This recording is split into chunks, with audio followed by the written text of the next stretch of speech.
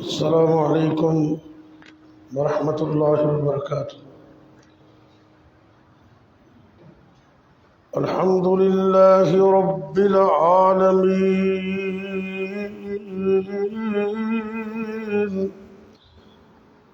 والعاقبۃ للمتقین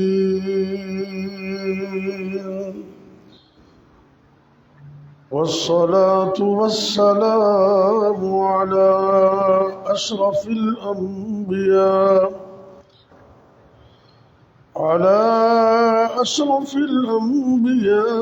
والمرسلين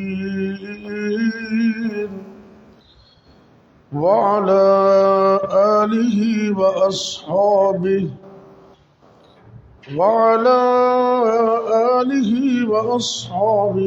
أجمعين۔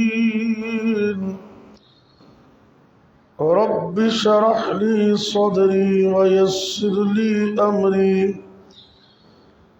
واحلل عقدة من لساني يفقه قولي، أما بعد فأعوذ بالله السميع العليم من الشيطان الرجيم۔ بسم الله الرحمن الرحيم۔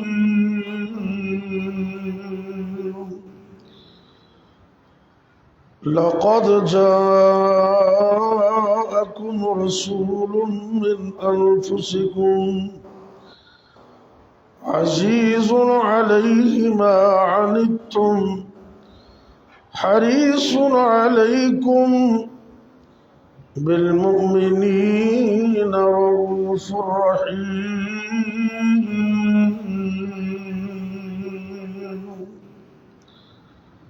سورہ توبہ آیت نمبر 128۔ اللہ رب العزت فرما رہے ہیں لقد جاءکم رسول من انفسکم، البتہ تحقیق تمہارے پاس ایک رسول تمہیں میں سے آیا ہے، عزیز علیہ ما عنتم، تمہارا مشکل میں پڑ جانا اس نبی رحمت کو بڑا ہی گراں گزرتا ہے۔ حریص علیکم، وہ تو تمہارے ایمان کے حریص ہے، بالمؤمنین رؤوف الرحیم، اور مومنوں کے ساتھ وہ بڑی شفقت اور بڑا رحم کرنے والے ہیں۔ یہ سورہ توبہ کی آیت نمبر 128 ہے۔ جناب مفسر قرآن صحابی رسول حضرت عبداللہ بن عباس رضی اللہ تعالی عنہ سے اس کی ایک قرات اور بھی منقول ہے، لقد جاءکم رسول من انفسکم، روٹین میں تو ہے نا من انفسکم کہ تمہاری جانوں میں سے رسول آیا، دوسری قرات ہے لقد جاءکم رسول من انفسکم۔ اس کا مطلب ہے کہ جو تمہارے پاس رسول آیا ہے وہ ساری کائنات میں سب سے زیادہ نفیس ترین ہے۔ دونوں معنی ٹھیک ہے۔ اللہ کے نبی صلی اللہ علیہ وسلم، اللہ نے آپ کا جسم ہی خوشبودار بنایا تھا، دعوت بھی خوشبو والی اور جسم اطہر بھی خوشبو والا۔ صحیح البخاری میں حدیث ہے، حضرت جحیفہ رضی اللہ تعالیٰ عنہ اس حدیث کے راوی ہیں۔ آپ فرماتے ہیں کہ نبی کائنات صلی اللہ علیہ وسلم مدینہ سے باہر سفر پہ نکلے پتھریلی زمین پر، تو آپ سرکار نے ظہر اور عصر قصر بھی پڑھی اور جمع کر کے پڑھی، دو دو رکعت۔ ایک تو مسئلہ یہ ثابت ہوا کہ سفر کے اندر سہولت کو اختیار کرنا یہ نبی پاک صلی اللہ علیہ وسلم کی سنت ہے۔ دوسرا بوقت ضرورت دو نمازوں کو آپ جمع کر سکتے ہیں، ظہر اور عصر کو اکٹھا کر کے قصر کر کے پڑھ لے سفر میں، اسی طرح مغرب اور عشاء کو دونوں نمازیں آپ سرکار نے پڑھی۔ صحابی رسول جناب حضرت جحیفہ رضی اللہ تعالی عنہ فرماتے کہ نماز کے بعد لوگ نبی پاک صلی اللہ علیہ وسلم کے جسم اطہر کی برکت، آپ کے ہاتھوں کی برکت کے حصول کے لیے نبی کائنات کے ہاتھوں کو اپنے جسم سے لگا رہے تھے۔ سبحان اللہ، جسم بھی شفا والا، ہاتھ بھی شفا والے۔ کہتے ہیں کہ میرا دل چاہا کہ میں بھی یہ برکت لے لوں، تو میں نے نبی کریم صلی اللہ علیہ وسلم کے ہاتھوں کو اپنے جسم سے لگایا، اور اپنی زبان سے کہتے ہیں کہ آپ کے ہاتھ مبارک ریشم سے زیادہ نرم اور کستوری سے زیادہ خوشبودار تھے۔ سبحان اللہ سبحان۔ اور صحیح مسلم کی حدیث ہے، جناب جابر رضی اللہ تعالیٰ عنہ حدیث کے راوی ہیں، آپ فرماتے ہیں کہ میں ایک دن مدینہ الرسول میں مسجد نبوی میں ظہر کی نماز پڑھ کر مسجد سے باہر نکلا تو کچھ بچے کھیل رہے تھے، اور نبی کائنات نبی رحمت بھی ہیں، بڑوں کے لیے بھی رحمت اور بچوں کے لیے بھی رحمت۔ آپ بچوں سے پیار کرنا شروع کر دیتے ہیں۔ اللہ فرماتے ہیں نا نبی پاک کی رحمت کے بارے میں، وَمَا أَرْسَلْنَاكَ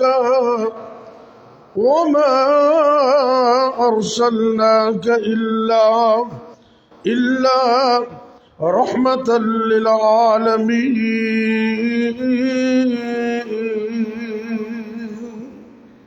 اللہ نے نبی پاک کو پوری دنیا کے لیے رحمت بنایا۔ آپ بچوں کے لیے بھی رحمت تھے، آپ سرکار نے بچوں سے پیار کرنا شروع کیا، اور ان کے رخساروں پہ ہاتھ رکھتے ایسے اور تھپکی دیتے۔ جابر رضی اللہ تعالیٰ عنہ فرماتے ہیں وَأَمَّا أَنَا، جب میری باری آئی تو آپ سرکار نے محبت اور پیار کے ساتھ میرے دونوں رخساروں پر ہاتھ رکھا۔ میں نے اس طرح محسوس کیا کہ آپ کے ہاتھ نرم سے ریشم سے زیادہ نرم اور کستوری سے زیادہ خوشبودار تھے، اور حدیث میں یہ بھی لفظ ہے، ایسے محسوس ہوا کہ جیسے آپ سرکار نے ایک عطر کے ڈبے میں سے ہاتھ نکال کر میرے منہ پہ رکھ دیے، اتنے خوشبودار۔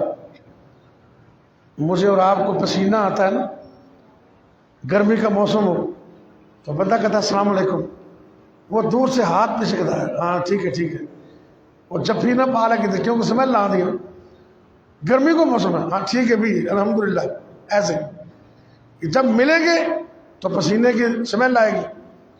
لیکن میں اللہ کی قسم اٹھا کے کہتا ہوں، یہ بھی صحیح مسلم کی حدیث ہے، اللہ نے نبی پاک کو اتنا خوشبودار پسینہ دیا تھا کہ دنیا کائنات کی کوئی خوشبو میرے نبی کے پسینے کا مقابلہ ہی نہیں کر سکتی تھی۔ ایک دن اللہ کے پاک پیغمبر صلی اللہ علیہ وسلم اپنی خالہ کے گھر گئے، ان کا نام تھا ام سلیم، اور یہ مسئلہ سمجھ لیں، بچے بیٹھے ہیں، نوجوان بھی، آپ سمجھدار لوگ بیٹھے ہیں۔ خالہ جو ہے نا وہ ماں کی قائم مقام ہوتی ہے۔ جامع ترمذی کی حدیث ہے، ایک بندہ نبی کریم صلی اللہ علیہ وسلم کے پاس آیا اور اس نے کہا جی انی اصبت ذنبا عظیما، اے اللہ کے نبی صلی اللہ علیہ وسلم میں بڑا گناہ کر بیٹھا ہوں، بڑا، کیا کروں؟ آپ نے فرمایا ہل لک من ام، کیا تیری ماں گھر میں زندہ ہے؟ کہتے لا، وہ تو فوت ہوگی۔ آپ سرکار نے فرمایا ہل لک من خالہ، ماں کی بہن خالہ موجود ہے؟ کہتا جی وہ تو موجود ہے۔ نبی کریم صلی اللہ علیہ وسلم نے فرمایا، زبان نبوت سے اعلان فرما دیا، الخالۃ بمنزلۃ الام، اے میرے صحابی، خالہ کو اللہ نے ماں کے قائم مقام بنایا ہے، جا اپنی خالہ کو ماں سمجھ کر اس کی خدمت کر، اس سے حسن سلوک کر، اللہ تیرا اتنا بڑا گناہ بغیر توبہ کے ہی معاف کر دے۔ ماں اور خالہ، اور نبی پاک کی خالہ تھی ام سلیم، کیا نام ہے؟ ام سلیم نہیں، سلیم۔ آپ کبھی کبھی ان کے گھر جایا کرتے تھے۔ ایک دن آپ تشریف لے گئے، گرمیوں کا موسم تھا، دوپہر کا وقت تھا۔ جناب ام سلیم کہتی میں نے اپنے بھانجے کے لیے، اپنے نبی پاک کے لیے بستر بچھایا، ان کو بستر پہ سلایا، آپ سو گئے، نبی کو نیند آ گئی۔ جب آپ سوئے، نبی پاک صلی اللہ علیہ وسلم کے جسم اطہر سے پسینے کے قطرات آنے شروع ہوئے۔ اماں جان نے ایک شیشی پکڑی، نبی پاک کے پسینہ اطہر کو اس شیشی میں ڈال رہے، ایسے قطروں کو شیشی میں ڈال رہے۔ توجہ کریں تو اچانک نبی پاک بیدار ہوئے۔ آپ نے پوچھا اماں سلیم یہ کیا کر رہے ہو؟ ام سلیم کیا کر رہے ہو؟ فرماتی ہیں آقا تمہارے پسینے کو شیشی میں جمع کر رہے ہو۔ کس لیے؟ فرمایا کہ ہم ایک قطرہ آپ کے پسینہ اطہر کا اپنی خوشبو میں ڈالتے ہیں تو ان کی خوشبو اور زیادہ ہو جاتی ہے۔ آپ کا پسینہ خوشبودار، اللہ اکبر اللہ۔ بزرگ فرما دینا علم نشرح لوگو سینہ میرے پیر دا، توجہ ہے سب دی، علم نشرح لوگو سینہ میرے پیر دا، ود کستوریوں پسینہ میرے پیر دا، جڑی گلی گیا او گلی مہکا گیا، جگاں دا ہے پیر سارے جگ نو جگا گیا، سید کونین دا تے جگ اتے چھا گیا۔ آپ دا پسینہ خوشبودار، مدینہ بھی خوشبودار۔ آخری دو باتیں عرض کرنے لگا ہوں، 1-2 منٹ میں میری بات مکمل ہو جائے گی۔ نبی پاک صلی اللہ علیہ وسلم کو خوشبو سے بڑا پیار تھا۔ آپ فرماتے ہیں دنیا میں 3 چیزوں سے مجھے محبت ہے، النساء والطیب وقرۃ عینی فی الصلاۃ۔ فرمایا کہ لوگوں میں 3 چیزوں سے محبت کرتا ہوں۔ ایک خوشبو سے آپ کو پیار تھا، ایک اپنی عورتوں سے، بیویوں سے، اور بیویاں ہوتی اس لیے ہیں کہ ان سے پیار کیا جائے۔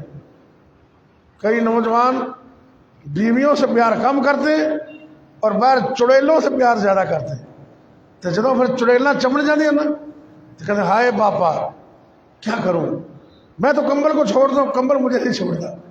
بھائی باقی کو چھوڑے، جو آپ کی بیوی اس سے محبت کریں، یہ نبی پاک کی سنت ہے۔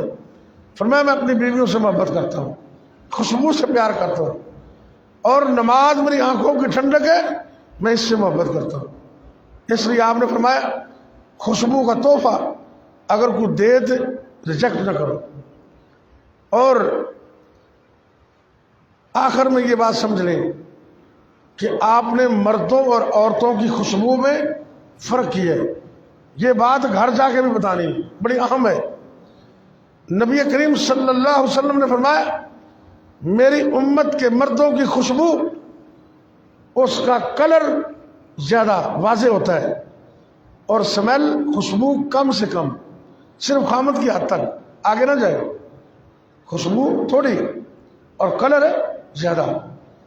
یہ مہندی، یہ سرخی، یہ پاؤڈر عورتوں کے لیے اس کی اجازت ہے، مردوں کو اس کی ضرورت نہیں ہے۔ کہ اللہ قرآن میں فرماتے ہیں نا أَوَمَن يُنَشَّأُ فِي الْحِلْيَةِ أَوَمَن يُنَشَّأُ فِي الْحِلْيَةِ وَهُوَ فِي الْخِصَامِ غَيْرُ مُبِينٍ۔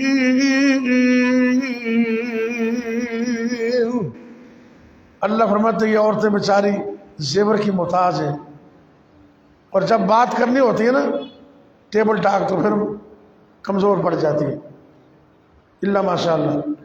مردوں کو وہ کہتے ہیں شیراں دے منہ تو ہوتے ہیں نا، مردوں کو میک اپ کی ضرورت نہیں ہوتی، لیکن آج کل ہماری نوجوانوں نے بھی میک اپ شروع کر دیا باقاعدہ دکانوں میں جا کر۔ وہ شادی پر کہتے ہیں لیٹ ہو گئے، پہلے ہم سنتے تھے کہ دلہن کی وجہ سے لیٹ ہو گئے، آپ کہتے ہیں جی دلہا تیار ہو رہا ہے اور اس کی وجہ سے لیٹ ہو گئے۔ چلو خیر، جائز تیاری میں تو کوئی حرج نہیں ہے، لیکن عورت کے لیے خاص کر فرمایا کہ اس کی خوشبو کلر زیادہ خوشبو کم، اور مردوں کا رنگ تھوڑے سے تھوڑا نہ ہونے کے برابر اور خوشبو زیادہ۔ اور آپ سرکار نے فرمایا کہ جو عورت ایسی خوشبو لگا کر چاہے مسجد میں عشاء کی نماز پڑھنے کے لیے کیوں نہ جا رہی ہو، اگر اس نے ایسی خوشبو استعمال کی ہے نا جو دور دور تک جا رہی ہے، تو آپ نے فرمایا وہی قضا و قضا یعنی زانیہ، فرمایا وہ عورت زانیہ ہے۔ اور اس کو حکم دیا کہ جس طرح فرضی غسل جنابت کیا جاتا ہے نا، اس طرح غسل کر کے اپنی خوشبو اتارے اور پھر مسجد میں جائے۔ اللہ سے دعا ہے کہ اللہ مجھے اور آپ کو نبی پاک کی اس سنت، یہ جو خوشبو والی ہے، اس پر عمل کی توفیق دے۔ لیکن ایک بات ضرور کہوں گا، ایسا نہ ہو کہ ظاہری طور پر خوشبو لگائی ہے، بڑا اچھا لگ رہا ہے اور زبان بڑی سخت ہو اور بد اخلاق ہو، ایک مرتبہ جو مل جائے تو کہ یا اللہ دوبارہ ادھر نہ ملائیں گے، اتنا بد اخلاق ہے نہیں۔ خوشبو بھی لگائیں لیکن اپنا کردار بھی خوشبودار کریں، اخلاق بھی اللہ کریں۔ اللہ تعالیٰ مجھے اور آپ کو عمل کی توفیق دے۔ بیماروں کے لیے خصوصی دعا کریں، اور فلسطین کے مظلوموں کے لیے، وہ بیچارے بہت مشکل میں ہیں، دعا کریں کہ اللہ تعالیٰ ان کی غیبی مدد فرمائے۔ ہم اس کے علاوہ کیا کر سکتے ہیں؟ افسوس ہے 2 ارب کے قریب مسلمان اور یہ یہودی ان کے مقابلے میں تھوڑے سے ہیں، لیکن انہوں نے مسلمانوں کو الگ الگ کر کے ظلم و ستم کے پہاڑ توڑ رکھے ہیں۔ اللہ سے دعا کریں اللہ ہمارے فلسطینی بھائیوں کی مدد فرمائے۔ یا ربی لک الحمد کما ينبغي لجلال وجهك ولعظیم سلطانک، اللہم صلی وسلم علی نبینا محمد صلی اللہ علیہ وسلم۔ اے میرے اللہ ہمارا بیٹھنا قبول کر لے، سننا سنانا قبول کر لے۔ اللہ ہم بڑے گناہگار ہیں، ہمیں معاف کر دے۔ یا اللہ نبی پاک کی امت میں رحم فرما۔ اے میرے اللہ فلسطین کے مظلوموں کی مدد فرما۔ بچے، بوڑھے، مرد، عورتیں اللہ بڑے ظلم و ستم کے اندر ہے، دیکھے نہیں جاتے، وہ منظر ہم بیان نہیں کر سکتے۔ اللہ تو ان کی مدد فرما، فلسطینی بھائیوں کی مدد فرما۔ اسرائیل بدماش کو، کافر کو نیست و نبود کر دے، اللہ اس کے حواریوں کو نیست و نبود کر دے۔ اللہ اپنے مظلوموں کی، مسلمانوں کی مدد فرما۔ یا اللہ ہمیں سب کو معاف کر دے، جتنے بے اولاد ہیں سب کو نیک صالح نینہ اولاد عطا کر دے۔